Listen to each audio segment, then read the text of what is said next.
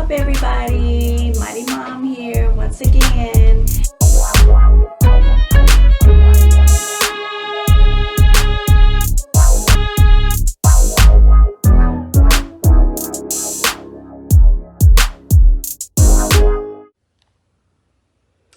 Hi everybody, welcome back to my YouTube channel. As you can see, we have Mighty Dad here today.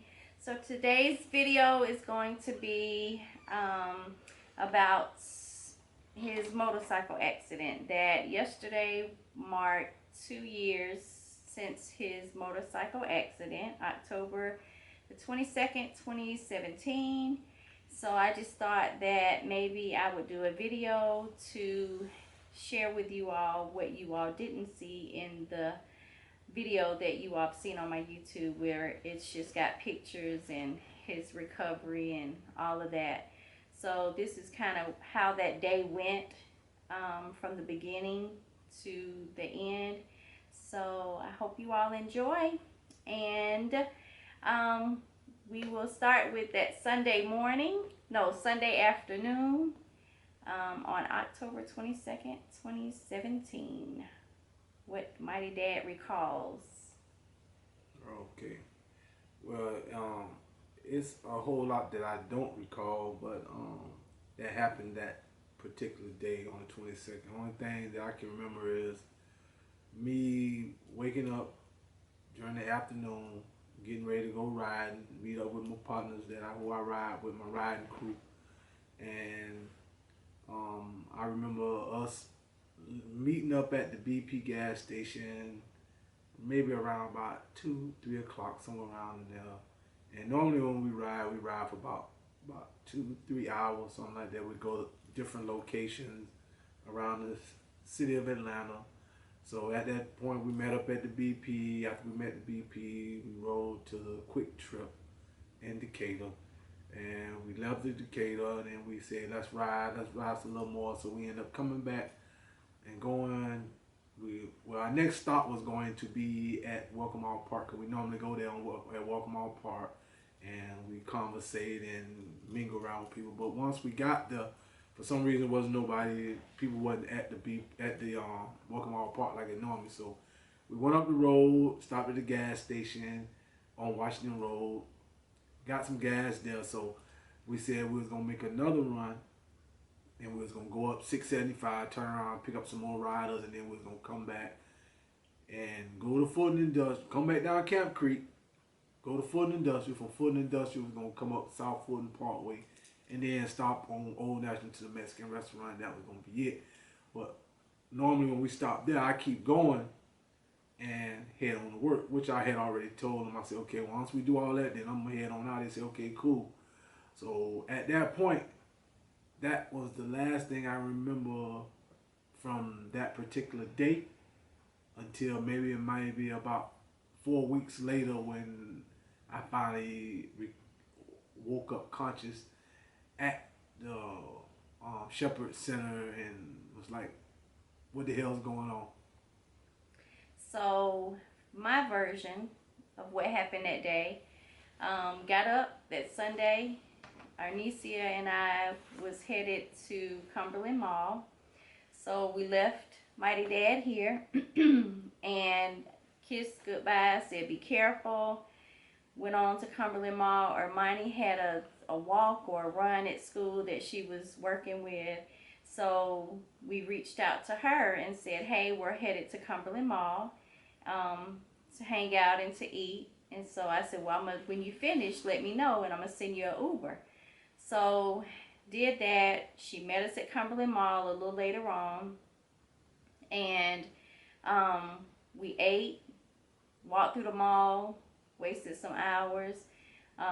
So we were headed back, and at this time, by the time we're leaving the mall, Mighty Dad should have already been at work, because it was probably around 8, after 8. It was that late? Yeah. Okay. So, well, no, it couldn't have been, because the mall's closed at 6. But we did eat after we went to the mall. So, yeah, it was probably about 8. And so we're in the car, we're headed back home, and I get a text. I'm driving, so Ernisi was like, "Ma, this is Auntie Sheila saying that somebody messaged her on Facebook saying that they're trying to get in touch with you about Dad."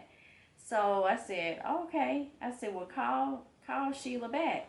Meanwhile, Armani is calling him on her phone because remember, he's supposed to be at work by now. So he didn't answer. And so Armani just started she was just like, he didn't answer. And I said, "But he's at work, so he wouldn't answer." I said, "It's okay. Let's just see what's going on." So, called Sheila, and that's what she told us. So she gave me the phone number. So I called the guy, Josh, who actually works with Mighty Dad and also rides the bikes with him.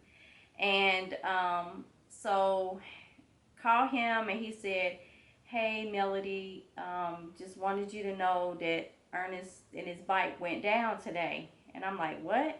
What does that mean?" I guess that's bike term. So he was like, "Yeah, Ernest wrecked on his bike," and the girls just started screaming, and I was like, "What? Where is he at? What happened? Is he okay? Blah, blah, blah." "Well, he's on the way to Grady." So I said, "Okay." So that's where we're headed. So hung up with him. Hermione and Arnesia is just crying and screaming and just going crazy. Hermione's in the front, just elbowing the window like she's trying to break it out. She's kicking my dashboard, and I'm like, "Y'all need to calm down. Hold up. Just y'all gonna injure yourself. Y'all gonna mess up this car. Hold on, we're on the way." It just went blank. I don't remember how I got there. I don't even know which way I went. I honestly don't even know what exit I took. We just ended up in Grady's parking deck. So we get there, we park. Armani couldn't even let me go in park, put it in park. She's opening the door, about to run out. So we all just running, Armani, Arnesia, me, crying. Get to the lady at the emergency room, and I'm asking for Mighty Dad, and she said, "We don't have a person with that name." And that's because he was known right then as a John Doe, because he didn't have his wallet on him. He didn't have anything on him, because when he went down, apparently what we're told, he was at a red light. They were getting ready to make a left turn, and everybody else is going this way, and Mighty Dad veered off this way, off of an embankment. Went down, hit a water drain, or whatever it's called. Hit that. It shot the bike, him and the bike up. The bike flies up. He flies up, comes down, and the motorcycle lands right on his chest. Well, he goes unconscious. We were told that he didn't have a pulse or anything. And the chick who rides, what's her name? Kiana. She normally rides in the back because she says she's a little slower than everybody else. She rides in the back of all of us. So she was in the back, and she saw a bike go over, and she just saw dust flying up. So she knew it was one of them. So she goes and she throws her bike down, and she's running down the hill. She's taking off her helmet. She's taking her gloves off. And there's a guy running right next to her, right behind her.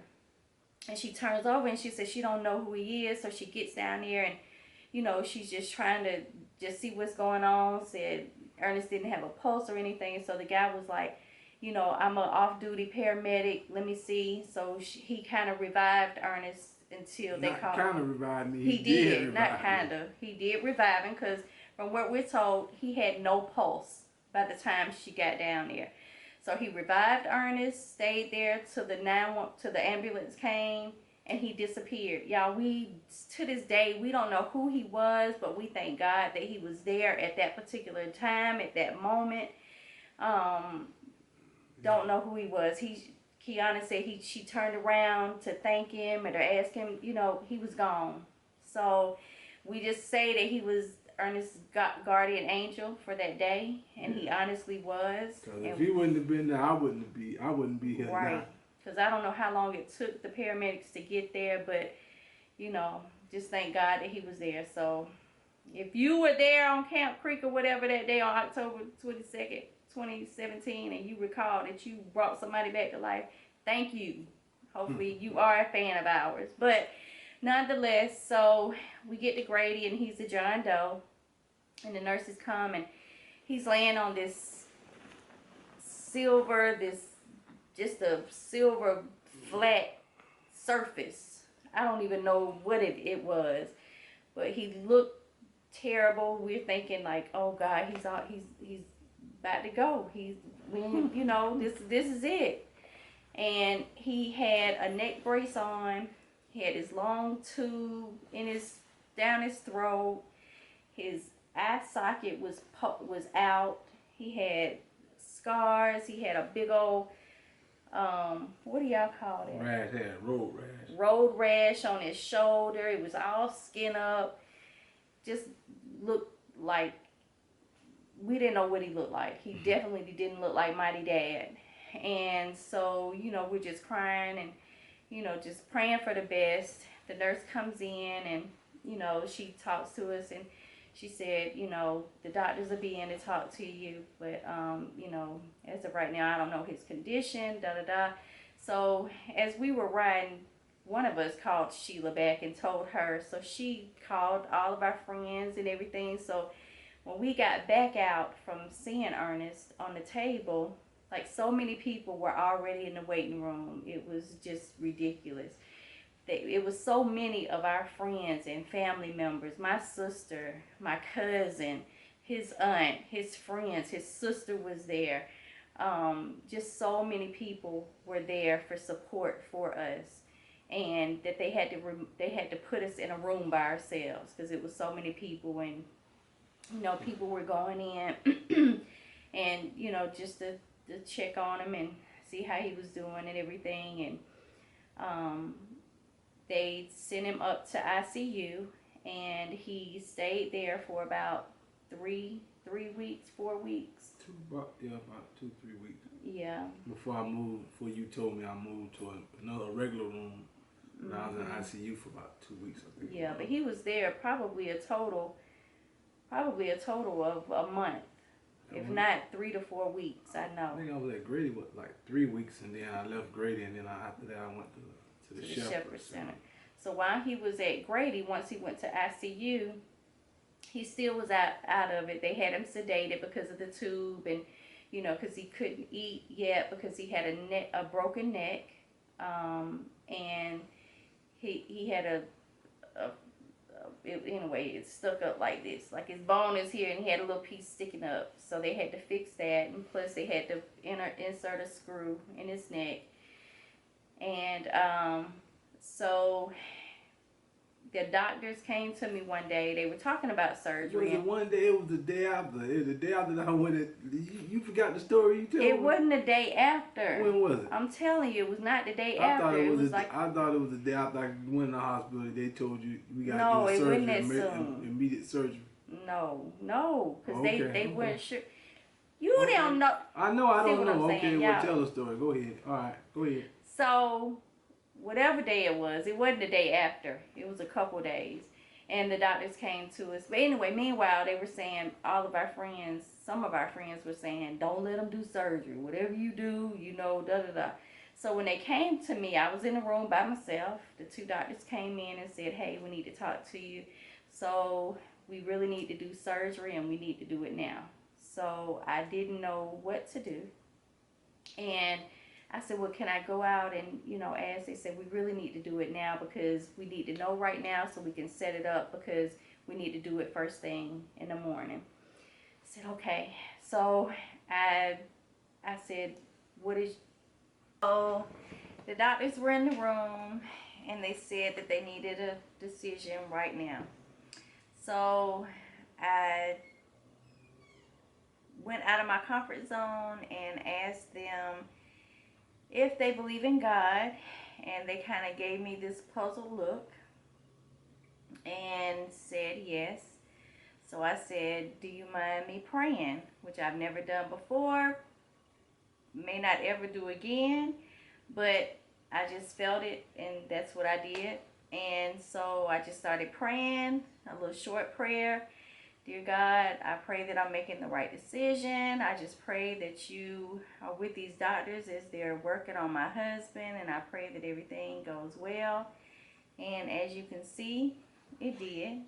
But at the time, we just don't know. We just put our faith in God. And the next morning, they did the surgery.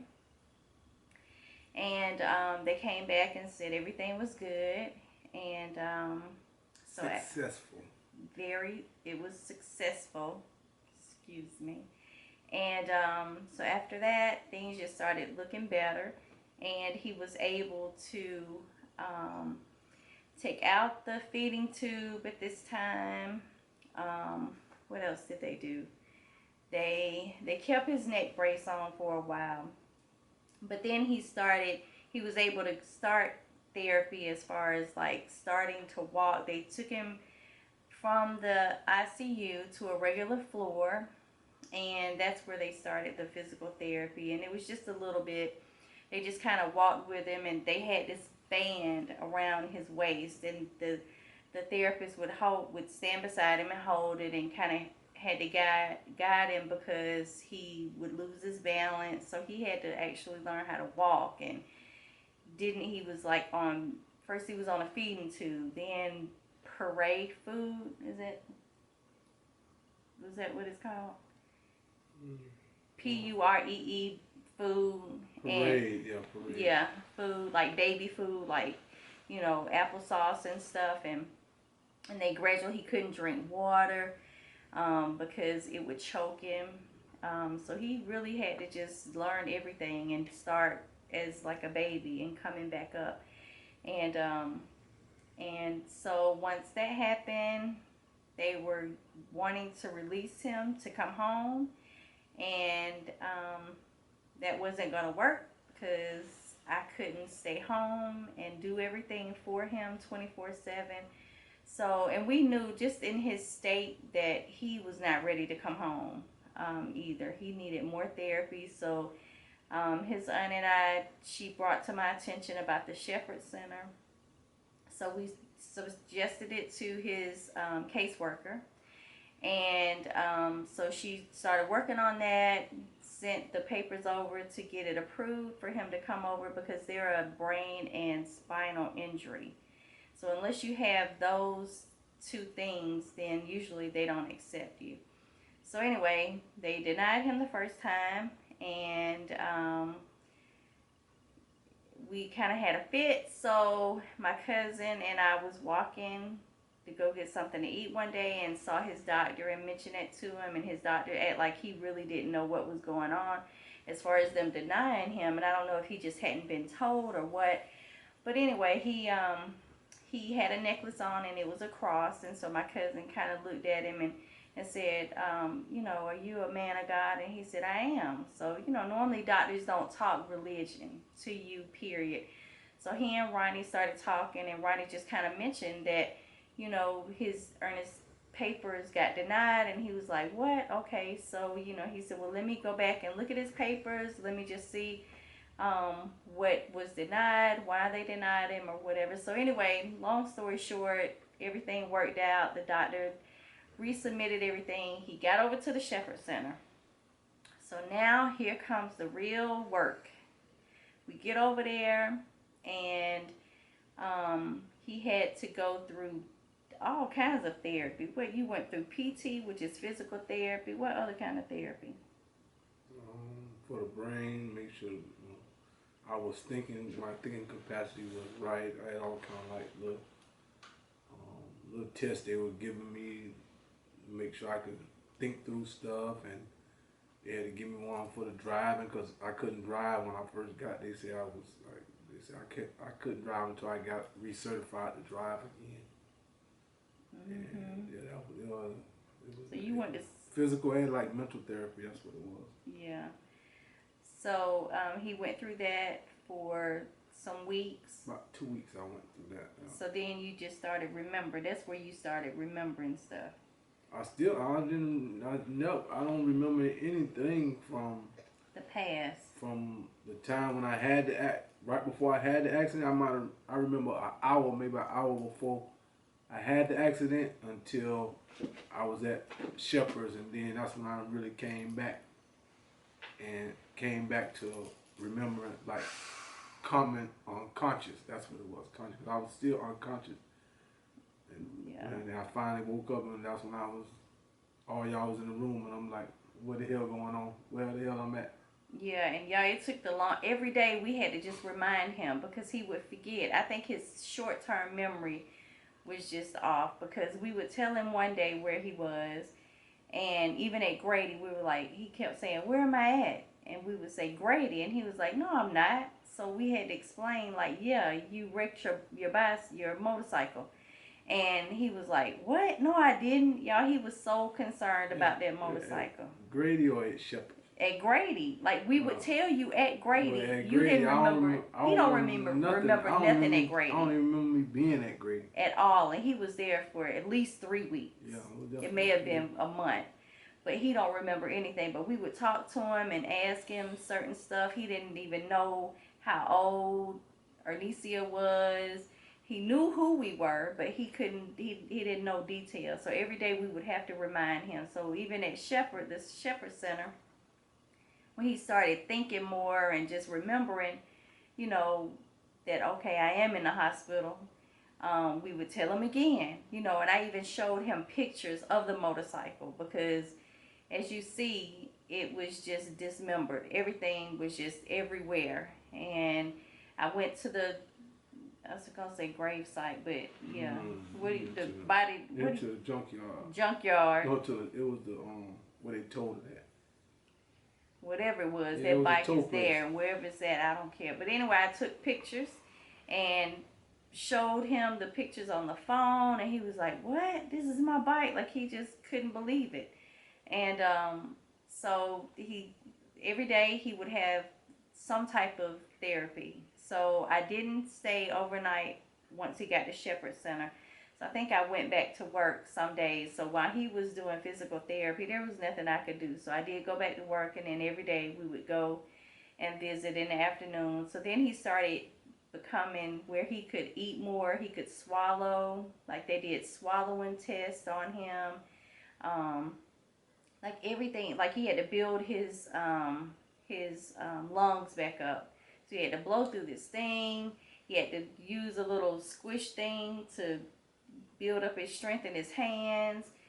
He went from baby food to regular food. Then he started walking and just started getting better. Then I remember he would be in the room sometimes when I would go up there, and he'd have to put puzzles together, and he'd have to remember a sentence. Do you remember that when they would give you, when you first went in the room? That was part of them therapy classes when they was trying to make me remember stuff. Like some of the classes was like they'll give me like 50 words, and then they'll say which one was a automobile or what was an animal, and I have to remember that kind of stuff. But she would give you a sentence though when you first went in, and then at the end she asked you, now what was the sentence? Do you remember that?